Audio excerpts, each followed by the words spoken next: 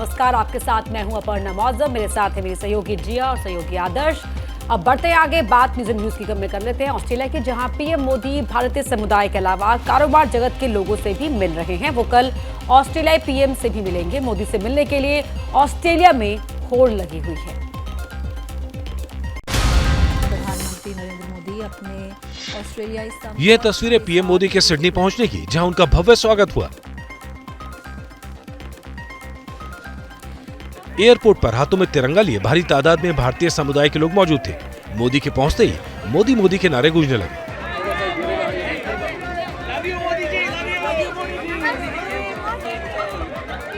PM Modi से मिलने के लिए मुस्लिम समुदाय के लोग भी जुटे।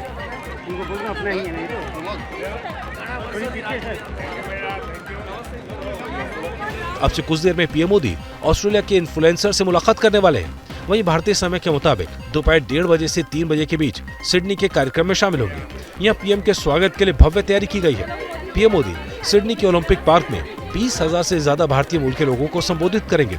इस कार्यक्रम में शामिल होने के लिए भारतीय समुदाय में लगी होड़ की बात खुद ऑस्ट्रेलिया के पीएम एंथनी अल्बानीज मान चुके हैं।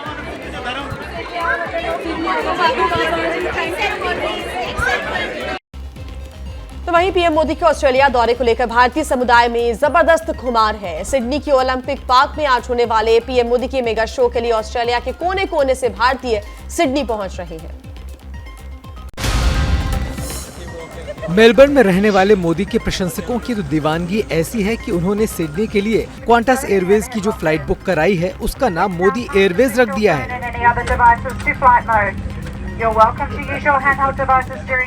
यही नहीं, क्वींसलैंड से जो बसें बुक की गई हैं, उसे मोदी एक्सप्रेस का नाम दिया गया है।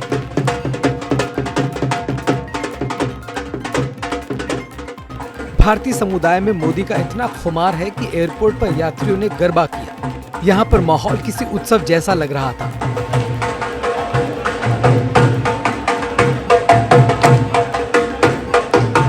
पीएम मोदी सिडनी के ओलंपिक पार्क में आज 20,000 से ज्यादा भारतीय मूल के लोगों को संबोधित करने वाले हैं। इस कार्यक्रम में शामिल होने के लिए भारतीय समुदाय में होड़ लगी है और इसकी बात खुद ऑस्ट्रेलिया के पीएम एंथनी अल्बानीज भी मान चुके हैं। अपने दौरे के तीसरे दिन पीएम मोदी ऑस्ट्रेलिया के पीएम एंथनी अल्बानीज से मिलेंगे। वो पीएम मोदी के सम्मान में डिनर भी देने वाले हैं। और न्यूज एंड व्यूज में अब खबर सीधा आपकी जेब से जुड़ी हुई। देखिए, आज 23 मई है और आज से आप 2000 के नोट बैंकों में बदल सकेंगे। ये सुविधा 30 सितंबर तक चलेगी। अगर आपके पास भी 2000 रुपए के नोट हैं तो आपको क्या करना है, ये जान लीजिए इस रिपोर्ट में।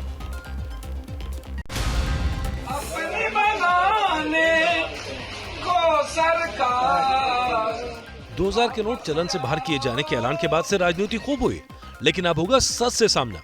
आज से बैंकों में 2000 के नोट बदले जा सकेंगे। आरबीआई के गवर्नर शशिकांत दास ने साफ किया, नोट बदलने में किसी तरह की परेशानी नहीं होगी।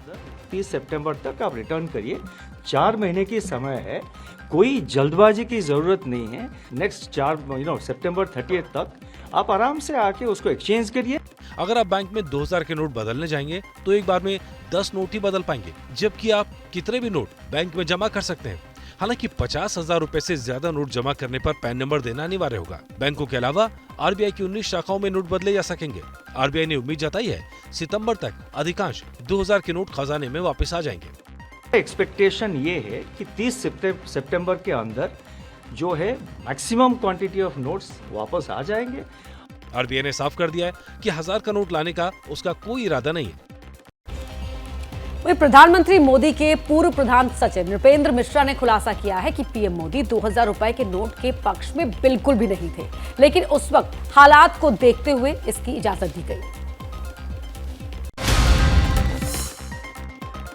पीएम मोदी ने जब 2016 में 500 और 1000 रुपए के नोट बंद करने का ऐलान किया था, उसके बाद वो 2000 रुपए के नोट जारी करने के पक्ष में बिल्कुल नहीं थे। ये खुलासा किया है पीएम मोदी के पूर्व प्रधान सचिव नृपेंद्र मिश्रा ने। ये सच है कि प्रधानमंत्री जी सिद्धांतः प्रारंभ से ही इस प्रकार 2000 रुपए के नोट के पक्ष में नहीं थे। समाजवादी पार्टी के नेता राम गोपाल यादव का कहना है मोदी सरकार का 2000 रुपए के नोट छापने का फैसला गलत था। 1500 करोड़ रुपया केवल 2000 नोट के छपाई के लगे थे। छपाई ये सिर्फ इसलिए किया है कि कर्नाटक में बुरी तरह से हार गए हैं, उससे लोगों का ध्यान हटाने के लिए उन्होंने नई पेच डाल दिया। समाजवादी पार्टी ही नहीं, ज्यादातर विपक्षी पार्टियों ने नोटबंदी के फैसले का विरोध किया है।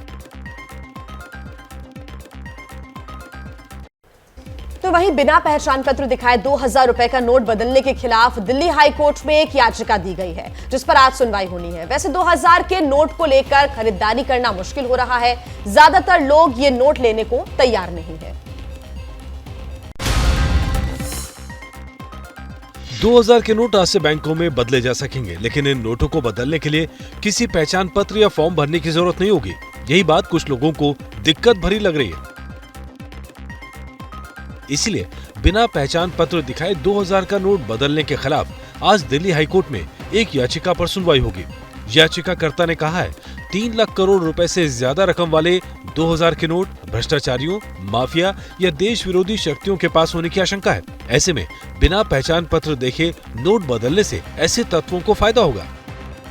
यूपी के जालौन में लोग स्कूटी और बाइक में थोड़े से पेट्रोल भरवाने के लिए 2000 का नोट दे रहे हैं, जिससे पेट्रोल पंप वालों को छुट्टे देने में काफी दिक्कत हो रही है। छुट्टे की दिक्कत की वजह से एक पंप कर्मी ने तो स्कूटी के टैंक से पेट्रोल वापस निकाल लिया।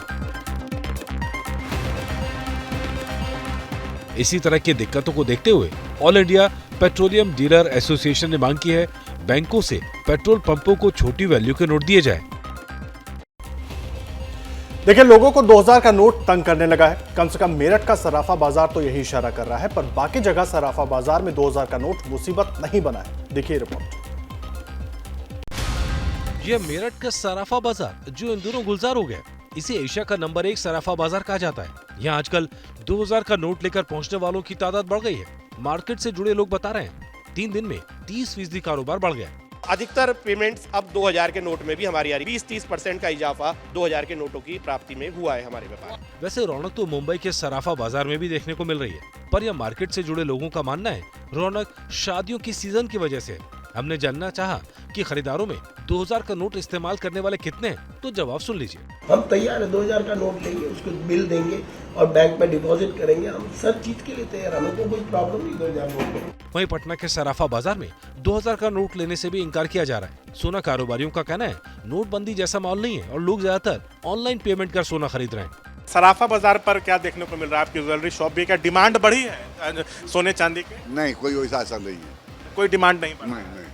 क्या लोग आ रहे हैं खरीदारी करने 2000 के नोट लेके या नहीं? नहीं, पहले से भी नहीं आ रहे थे, आज भी नहीं है। जमीयत उलेमा हिंद के मुखिया मौलाना अरशद मदनी ने एबीपी न्यूज को दिए इंटरव्यू में बड़ा बयान दिया। मदनी का कहना है कि कर्नाटक में अल्पसंख्यकों ने कांग्रेस को 95 से 100% वोट दिया है। अब कांग्रेस अपना वादा पूरा करते हुए बजरंग दल को बैन करे। मेरे दरवाजे उसके लिए खुले रह गए। उनके नजरियात अगर सही है। All India Muslim personal law board के नायब सदर और जमीयत उलेमा हिंद के सदर मौलाना अरशद मदनी ने एबीपी न्यूज से कहा है कि कांग्रेस अगर कर्नाटक चुनाव में दिए वादे को पूरा नहीं करती है तो लोगों का कांग्रेस से विश्वास उठ जाएगा। लोग कहते हैं 100% दिया, मैं कहता हूँ 95% भी अगर दिया है बहुत दिया है। फिर खपरस्ती पर लगाम लगाने की बात कहिए। अगर नहीं लगाएंगे तो किसी दूसरे सूबे के अंदर जाकर के इलेक्शन लड़ेंगे तो इनके मैनिफेस्टो की कोई कीमत नहीं होगी।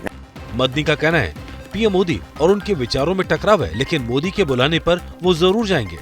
वो मेरे मुल्क के प्राइम मिनिस्टर हैं, मेरे सर के ऊपर। वो अगर मुझे बुलाएंगे मैं जाऊंगा। रही ये बात कि उनके नज़रियात से मेरे नज़रियात टकराते हैं, वो अपनी जगह के ऊपर है। वो कहते हैं कि हिंदुस्तान सेकुलर मुल्क है। मैं समझता हूँ कि अगर मुल्क सेकुलर है तो नज़रियात को इख्तियार करने में हर एक को आज़ादी है। तो मौलाना अरशद मदनी ने क्या कुछ कहा वो आपने सुना, लेकिन उनके भतीजे हसन मदनी का ऐसा कहना है कि जो लोग देश को हिंदू राष्ट्र बनाने की बात करते हैं वो गद्दार हैं। और इसके जवाब में बाबा बागेश्वर ने मदनी का नाम लिए बिना कहा कि देश के सभी लोगों को अर्जी लगानी चाहिए कि भारत हिंदू राष्ट्र बन जाए। अपनी जिंदगी को, जिंदगी की चीजों को, अपने घर को। मौलाना अरशद के भतीजे हसन मदनी का कहना है कि अगर हिंदू देश बनाने की बात करने वाले गद्दार नहीं है तो मुस्लिम देश की मांग करने वाले भी गद्दार नहीं कहलाएंगे। मैं अगर ये कहूँ कि देश से सबसे ज्यादा प्रेम मुसलमान करता है, देश के अंदर मुसलमानों को गद्दार कहा जाता है, मध्य प्रदेश के सागर में बाबा बागेश्वर ने हसन मदनी का नाम लिए बिना अपने अंदाज में जवाब दिया। उन्होंने लोगों से हिंदू राष्ट्र की अर्जी लगाने की अपील की। हम तो अर्जी लगाई चुके, आप लोग भी लगाइयो, भारत हिंदू राष्ट्र बन जाए और अर्जी लगाइए विरोधियन की छटनी बढ़ जाए। विश्व हिंदू परिषद के कार्यकारी अध्यक्ष आलोक कुमार ने मदनी को अपने गिरेबा में झांकने की हिदायत दी और थोड़ा मदनी को अपने अंदर भी झांकना चाहिए। देवबंदी विचारधारा के बारे में भी विचार करना चाहिए। पूरे विश्व में जिहाद के नाम पर सभ्य समाज को जो आतंक पैदा कर रहे हैं। और न्यूज एंड व्यूज में बात अब नए संसद भवन की, जिसके उद्घाटन को लेकर विवाद थमता नजर नहीं आ रहा है। कांग्रेस का कहना है कि पीएम मोदी की जगह नए संसद भवन का उद्घाटन राष्ट्रपति द्रौपदी मुर्मू को करना चाहिए। वहीं बीजेपी ने कांग्रेस को अपने गिरेबा में झांकने को कहा है। दिल्ली बीजेपी के प्रवक्ता हरीश खुराना ने ये वीडियो जारी कर दावा किया है कि 1987 में संसद की लाइब्रेरी की नींव रखते वक्त सिर्फ पीएम राजीव गांधी नजर आ रहे थे, वहाँ राष्ट्रपति मौजूद नहीं थे। खुराना के इस दावे और वीडियो की एबीपी न्यूज स्वतंत्र रूप से पुष्टि नहीं करता। हरीश खुराना ने वीडियो ट्वीट करते हुए लिखा, कांग्रेस बार बार कह रही है पार्लियामेंट के उद्घाटन पर माननीय राष्ट्रपति महोदया को क्यों नहीं बुलाया गया, तो मैं कांग्रेस और दूसरी विपक्षी दलों के मित्रों को ये वीडियो दिखाना चाहता हूँ। ये वीडियो पार्लियामेंट लाइब्रेरी की नींव का 1987 का है। जरा इस वीडियो में मुझे तब के राष्ट्रपति दिखा दें, कहाँ है, दिख नहीं रहे। बस उस वक्त के प्रधानमंत्री राजीव गांधी नजर आ रहे हैं। उंगली उठाने से पहले अपना भी देख लिया करो कांग्रेसियों। राष्ट्रपति जी को आग्रह करके सम्मान से बुलाना चाहिए। ये बात भी अच्छी नहीं, संदेश अच्छा नहीं कि पहली बार कोविंद जी थे और अब एक हमारी महामहिम, उनको भी दूर रखा जाए। सूत्रों के मुताबिक 28 मई को सुबह 7 बजे से हवन पूजन के साथ नई संसद का उद्घाटन होगा। पूरे वैदिक विधि विधान और मंत्रोच्चार के साथ हवन पूजन होगा। 2024 के चुनाव के लिए विपक्षी एकता बनाने के लिए बिहार के मुख्यमंत्री नीतीश कुमार ने कल कांग्रेस अध्यक्ष मल्लिकार्जुन खड़गे से मुलाकात की। हालांकि कांग्रेस ने अभी ये साफ नहीं किया है कि वो उनका साथ देंगे या नहीं। विपक्षी एकता को लेकर कल दिल्ली में कांग्रेस अध्यक्ष मल्लिकार्जुन खड़गे के घर बैठक हुई। बैठक में हिस्सा लेने के लिए नीतीश कुमार खड़गे के घर पहुंचे। बैठक में राहुल गांधी और केसी वेणुगोपाल भी मौजूद थे। बैठक के बाद मल्लिकार्जुन खड़गे ने ट्वीट करते हुए कहा, अब एकजुट होगा देश, लोकतंत्र की मजबूती ही हमारा संदेश। श्री राहुल गांधी और हमने आज बिहार के मुख्यमंत्री श्री नीतीश कुमार के साथ वर्तमान राजनीतिक स्थिति पर चर्चा कर देश को एक नई दिशा देने की प्रक्रिया को आगे बढ़ाया। आज मीटिंग में विपक्षी एकता के बारे में जो सहमति बनी हुई थी, उस सहमति पर विस्तार से चर्चा हुई और विपक्षी एकता के लिए सभी दलों की बैठक, जगह और समय और तिथि ये 1 से 2 दिनों में तय करके आपको बता दिया जाएगा। मीटिंग कहाँ होगी, कब होगी, कौन कौन लोग उसमें आमंत्रित हैं। 2024 के चुनाव में विपक्ष को बीजेपी के खिलाफ एकजुट करने के लिए नीतीश अब देश के सभी बड़े नेताओं से मिल चुके हैं। पहलवानों के धरने का 1 महीना पूरा हो रहा है। इस मौके पर पहलवान इंडिया गेट पर कैंडल मार्च निकालेंगे। इस कैंडल मार्च में खाप पंचायत के प्रतिनिधि भी शामिल होंगे। पहलवानों के कैंडल मार्च पर आज देश की निगाहें रहेंगी। आज पहलवानों के आंदोलन का 1 महीना पूरा हो रहा है। बीते दिनों में कई बार पहलवान मार्च निकाल चुके हैं, लेकिन आज का मार्च अब तक का सबसे बड़ा मार्च होगा, जिसमें खाप पंचायतों के लोग भी आकर जुड़ेंगे। ये मार्च शाम 5 बजे इंडिया गेट पर निकाला जाएगा। कल 23 मई को हम शाम 5 बजे इंडिया गेट पे कैंडल मार्च कर रहे हैं, तो आप सब लोग वहां आइए और हमारा समर्थन कीजिए। और हमारा जो ये प्रोटेस्ट है वो शुरू दिन से ही हम शांतिपूर्वक कर रहे हैं, और कोई भी अगर यहाँ आके कुछ भी गलत एक्टिविटी कर रहा है या भड़काऊ भाषण दे रहा है तो उसका जिम्मेवार वो खुद होगा। वहीं समर्थन जुटाने के लिए जेएनयू में पहलवानों के समर्थन में मार्च किया गया, जिसमें साक्षी मलिक और सत्यव्रत कादियान भी पहुंचे। ये प्रोटेस्ट मार्च गंगा ढाबे से साबरमती तक हुआ। महिलाओं के साथ अन्याय हो रहा है, यौन हिंसा हो रहा है, तो हम लोग हर वक्त दिल्ली के सड़कों के अंदर, कैंपस के अंदर हम लोग खड़े हुए हैं। मार्च के बाद 28 मई को खाप पंचायत नए संसद भवन में महिला पंचायत का ऐलान कर चुकी है। तो वहीं अब नार्को पर दंगल शुरू हो गया है। पहलवान और बृजभूषण दोनों ही नार्को के लिए तैयार हो गए हैं। अब सवाल यह है कि क्या नार्को टेस्ट होगा और क्या इस टेस्ट से आखिरी जो कंक्लूजन है वो निकलेगा।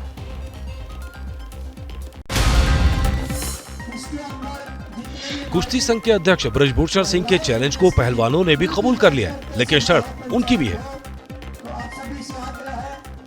नार्को टेस्ट की उन्होंने जो मांग की है वो लाइव टेलीकास्ट हो, पूरा देश देखे उस चीज़ को। हम उसके जो उन्होंने बोला हम उसका समर्थन करते हैं, हम नार्को टेस्ट के लिए तैयार हैं। जिन्होंने कंप्लेंट्स दी हैं वो सब रेडी हैं नार्को टेस्ट के लिए, और लाइव चलना चाहिए ताकि पूरे देश को पता चले कि उन्होंने देश की बेटियों के साथ में कितनी दरिंदगी और कितनी ज्यादती की है। इससे पहले कुश्ती संघ के अध्यक्ष ब्रजभूषण सिंह भी नार्को के लिए तैयार हो चुके हैं, लेकिन उनकी शर्त थी पहलवान कर रहे पहलवानों का भी नार्को टेस्ट हो। जितने लोगों ने भी आरोप लगाए हैं इनके साथ और बजरंग पूनिया और विनेश तो सबकी जांच करा ली जाए। पहलवानों ने कुश्ती संघ के पूर्व अध्यक्ष ब्रजभूषण शरण सिंह पर यौन उत्पीड़न जैसे संगीन आरोप लगाकर गिरफ्तारी की मांग की है, तो जवाब में ब्रजभूषण सिंह इन आरोपों को खारिज कर रहे हैं। अब सवाल यह है, क्या नार्को से सच निकलकर सामने आएगा? एक तरफ पहलवान मार्च और प्रदर्शनों के जरिए दबाव बना रहे हैं, तो दूसरी तरफ ब्रजभूषण भी कदम पीछे खींचने को बिल्कुल तैयार नहीं है। वो 5 जून को शक्ति प्रदर्शन की तैयारी में जुट गए हैं। वो शहर शहर घूमकर रैली को कामयाब बनाने में लगे हुए हैं। एक तरफ पहलवान है ख्वाब की शरण में, तो दूसरी तरफ संतों की शरण में पहुंचने की तैयारी में है कुश्ती संघ के अध्यक्ष ब्रजभूषण सिंह। ब्रजभूषण अयोध्या में पहुंचे और ऐलान किया कि 5 जून को अयोध्या में 11 लाख लोग जुटेंगे और संत बोलेंगे। 5 तारीख को अयोध्या के संतों ने और उनके साथ पूरे देश से हर प्रांत से प्रमुख संत रहेंगे। इससे पहले मऊ की रैली में अपने मामले में ख्वाब पंचायतों की एंट्री और पहलवानों के आरोपों पर भी ब्रजभूषण ने कटाक्ष किया।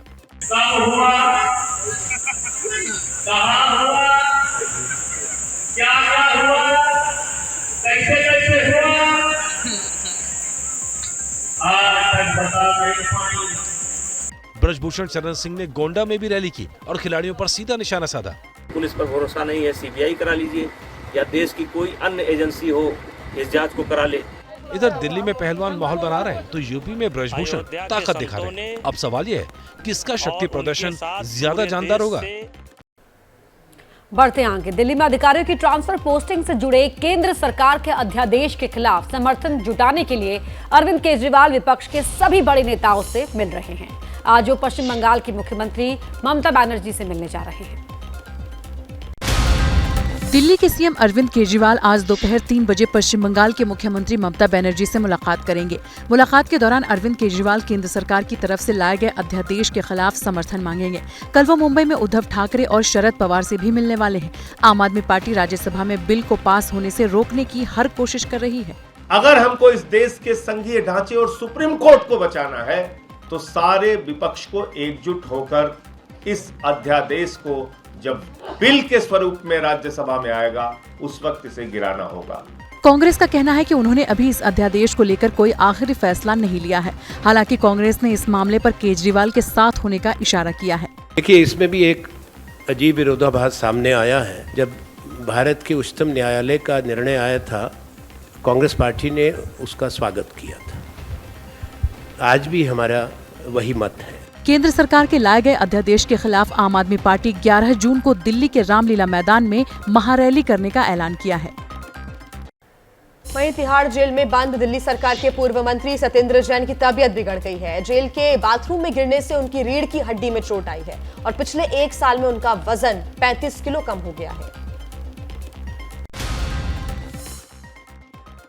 दिल्ली के पूर्व स्वास्थ्य मंत्री सत्येंद्र जैन की सोमवार को तिहाड़ जेल में अचानक तबीयत बिगड़ गई।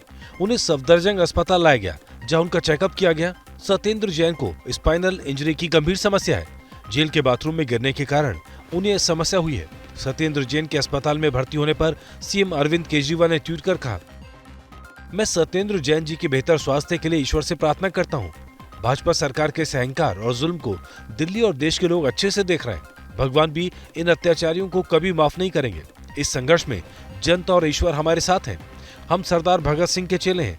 जुल्म, अन्याय और तानाशाही के खिलाफ हमारी ये लड़ाई जारी रहेगी। दरअसल जेल में पिछले 1 साल से उन्होंने केवल फल खाया है और रेगुलर डाइट नहीं ली है। पका भोजन न लेने की वजह से उनको सीवियर मस्कुलर लॉस हुआ है। पिछले 1 साल में सत्येंद्र जैन का करीब 35 किलोग्राम वजन कम हो गया है। सत्येंद्र जैन ने कोर्ट से कहा कि वो धार्मिक परंपराओं का पालन कर रहे हैं और मंदिर गए बिना पका भोजन नहीं खाते हैं। और देखिए, एनसीपी के महाराष्ट्र इकाई के अध्यक्ष जयंत पाटिल से कल ईडी ने करीब 9 घंटे तक पूछताछ की। ईडी ने दिवालिया हो चुकी फाइनेंस कंपनी ILFS से जुड़ी मनी लॉन्ड्रिंग मामले में पाटिल से पूछताछ की है। पाटिल का कहना है कि उन्होंने किसी से पैसा नहीं लिया। एनसीपी नेता जयंत पाटिल जब जितेंद्र आव्हाड के साथ मुंबई के ईडी दफ्तर के बाहर पहुंचे तो पार्टी के कार्यकर्ताओं ने अपने नेता के समर्थन में और केंद्र सरकार के खिलाफ नारेबाजी की। इसके बाद ईडी ने पाटिल से करीब 9 घंटे तक पूछताछ की। पाटिल के मुताबिक उनका फाइनेंस कंपनी IL&FS से कोई लेना देना नहीं है। एग्जैक्ट आरोप क्या है ये मैं बोल नहीं पाऊंगा। जो सवाल उन्होंने पूछे उनके सारे जवाब मैं दे दिए। अब जहाँ तक IL&FS का सवाल है, पूरे जिंदगी में मेरा IL&FS के साथ कभी भी ताल्लुक आया नहीं। ईडी ने पाटिल को पहले 12 मई को पेश होने के लिए समन जारी किया था, लेकिन उन्होंने कुछ निजी और आधिकारिक कामों का हवाला देकर 10 दिन की मोहलत मांगी थी। इसके बाद उन्हें 22 मई को पेश होने के लिए कहा गया था। आरोप है कि 2018 में IL&FS कंपनी दिवालिया हो गई थी।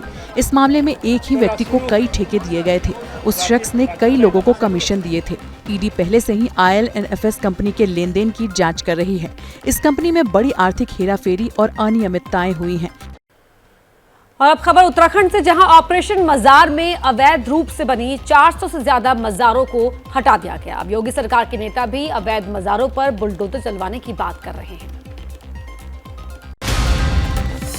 वीर शिरोमणि महाराणा प्रताप की जयंती मनाने मुजफ्फरनगर पहुंचे बीजेपी के फायर ब्रांड नेता संगीत सिंह सोम। संगीत सोम हमेशा की तरह बोलते वक्त जोश में थे। पहले तो उन्होंने मुगलों के खिलाफ महाराणा प्रताप की लड़ाई को याद किया, फिर जोश जोश में बोलते हुए एक बड़ा बयान दे डाला। बोले, यूपी में जितनी भी अवैध मजारें हैं सब की सब ध्वस्त की जाएंगी।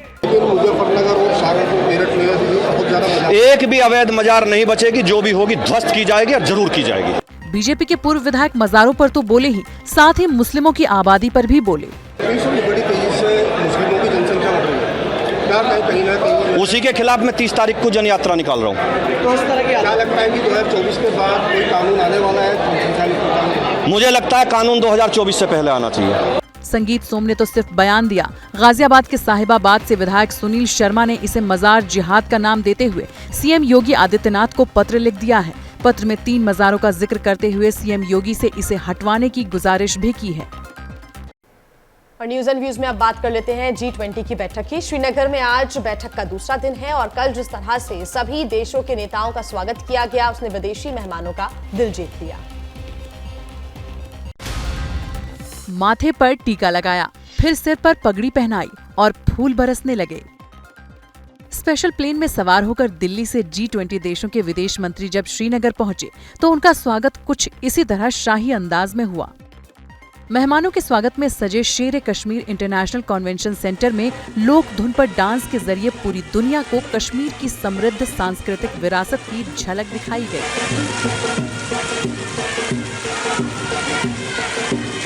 3 दिन तक चलने वाले इस सम्मेलन में 25 देशों के प्रतिनिधि हिस्सा ले रहे हैं। इनमें G20 समूह के 17 और 8 आमंत्रित देशों के प्रतिनिधि शामिल हैं। सम्मेलन का एजेंडा फिल्म और टूरिज्म पर फोकस्ड है। इस खास मौके को और खास बनाया Oscar winning song Naatu Naatu के स्टार रामचरण ने। शेर कश्मीर स्टेडियम में चल रही बैठक का पूरा फोकस फिल्म और टूरिज्म पर है। भारत ने दुनिया को बता दिया कि फिल्मों की शूटिंग के लिए कश्मीर से बेहतर जगह नहीं हो सकती। न्यूज एंड व्यूज में आगे बढ़ते हैं और आपको एक ऐसे आर्टिस्ट से मिलवाते हैं जिसकी कला देखकर आप दंग रह जाएंगे, जिनकी पेंटिंग आपको किसी जादू के जैसे लगेगी। और एक पेंटिंग तो ऐसी है जिसमें एक ही पेंटिंग में पीएम मोदी और गृहमंत्री अमित शाह दोनों दिख जाएंगे। ये पेंटिंग है पीएम मोदी और अमित शाह की। तस्वीर में शायद आपको 2 पेंटिंग दिख रही होंगी, लेकिन आपको जानकर हैरानी होगी ये एक ही पेंटिंग है जिसके दूसरी तरफ सिर्फ आईना है। आईने में पेंटिंग का सिर्फ अक्स दिख रहा है। यानी एक ही पेंटिंग को एक तरफ से देखने में पीएम मोदी दिख रहे हैं तो दूसरी तरफ से गृहमंत्री अमित शाह, है ना कमाल की पेंटिंग। अपने आर्ट से जादू जैसा करतब दिखाने वाले ये आर्टिस्ट हैं गुजरात के सिद्धपुर के रहने वाले अकबर मोमिन। इनके कारनामे इतने बार नहीं है, कुछ और भी अनूठी कला आपको दिखाते हैं। इस पेंटिंग को देखिए, अमिताभ की पेंटिंग बनाते हुए मोमिन बैठे हैं। रुकिए जरा, ये जो बैठे हैं ये भी एक पेंटिंग है, यानी खुद की पेंटिंग करते हुए पेंटिंग। इनकी अनूठी कलाकारी इतनी बार नहीं है। घास पर गांधी जी की आकृति को देखिए और कुछ ऐसी कलाकारी जो आपकी आंखों को भी धोखा दे जाए, जैसे ये झाड़ू और बर्तनों की 3D आकृति। वहीं मुंबई से टीवी इंडस्ट्री के लिए एक दुखद और चौंकाने वाली खबर सामने आई। मुंबई में टीवी एक्टर और मॉडल आदित्य सिंह राजपूत का शव संदिग्ध परिस्थितियों में बाथरूम से मिला। मामले में पुलिस पूछताछ कर रही है, लेकिन मौत के कारणों का भी पता नहीं चल सका है। Reality show Splitsvilla, TV project love, Aashiqui, code red जैसे शो का हिस्सा रहे टीवी एक्टर और मॉडल आदित्य सिंह राजपूत की मौत हो गई है। उनका शव उनके घर के बाथरूम से मिला है। घर का कुक था, उसकी मदद से उनको बेड पे लाया गया, डॉक्टर को बुलाया गया। डॉक्टर आने के बाद उनको हॉस्पिटल में रेफर किया गया है।